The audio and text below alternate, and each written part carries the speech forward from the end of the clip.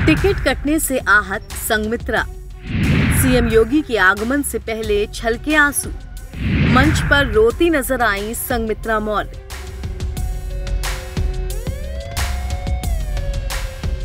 बदायूं से सांसद संघमित्रा मौर्य मंच पर रोती नजर आईं।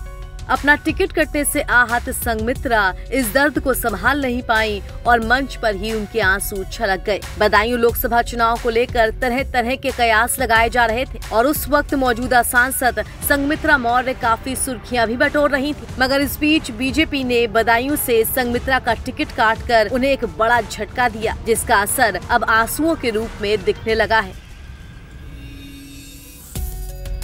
बीजेपी ने यूपी में चुनाव प्रचार का आगाज कर दिया। खुद पीएम मोदी रविवार को मेरठ पहुंचे थे, जहां मंच पर सीएम योगी समेत जयंत चौधरी, अनुप्रिया पटेल, ओम प्रकाश राजभर और संजय निषाद समेत पार्टी के तमाम बड़े दिग्गज नेता मौजूद रहे। तब से ही सीएम योगी अलग अलग जनपदों में चुनावी जनसभाएं कर रहे हैं। अब प्रबुद्ध जन सम्मेलन के लिए सीएम योगी बदायूं पहुंचे थे। यहां उन्होंने एक बड़ी जनसभा को संबोधित भी किया। उधर सीएम के आगमन से पहले ही मंच पर संघमित्रा मौर्य अपने आंसू पोंछती नजर आईं। मंच पर सबसे किनारे बैठी थी संघमित्रा मौर्य। उनके बगल वाली कुर्सी पर थी माध्यमिक शिक्षा मंत्री गुलाबो देवी। यहाँ संघमित्रा पूरे समय रोते हुए और अपने आंसुओं को संभालती हुई दिखी।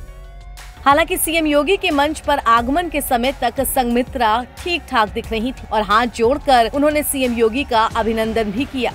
मंच पर संघमित्रा की कुर्सी भी लगभग सबसे किनारे लगी थी, जो ये बताने के लिए काफी था कि पार्टी अब उनसे किनारा कर चुकी है। बता दें कि बीजेपी ने इस बार संघमित्रा का टिकट काटकर दुर्विजय शाक्य पर भरोसा जताया है, जो सीएम योगी के बिल्कुल बगल वाली कुर्सी पर बैठे थे और संघमित्रा उनसे बात करती हुई भी नजर आई थी। स्वामी प्रसाद मौर्य की बेटी संघमित्रा मौर्य इस वक्त बदायूं से सांसद हैं, मगर बीजेपी जब अपनी पहली सूची जारी कर रही थी तो उसकी 51 सीटों में बदायूं का नाम नहीं था। तभी अंदाजा लगाया जा रहा था कि पार्टी अपने सीटिंग सांसद का टिकट काट सकती है। उधर पिछले दिनों संघमित्रा मौर्य की मुलाकात पार्टी के राष्ट्रीय नेताओं से हुई थी। तब वो अपने टिकट को लेकर काफी हद तक आश्वस्त दिखी थी, लेकिन सामने शिवपाल सिंह यादव के आ जाने से पार्टी कोई रिस्क नहीं लेना चाहती थी।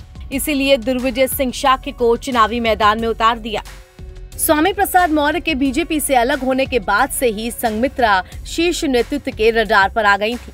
खास तौर से रामचरितमानस और हिंदू देवी देवताओं पर दिए गए बयान पर बीजेपी की तीखी प्रतिक्रिया देखने को मिली थी।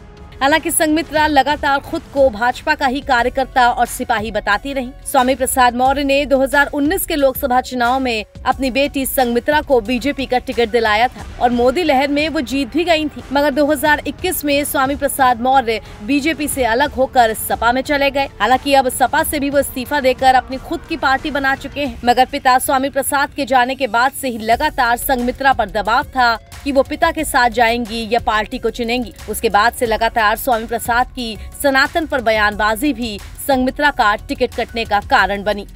एनबीटी ऑनलाइन की रिपोर्ट।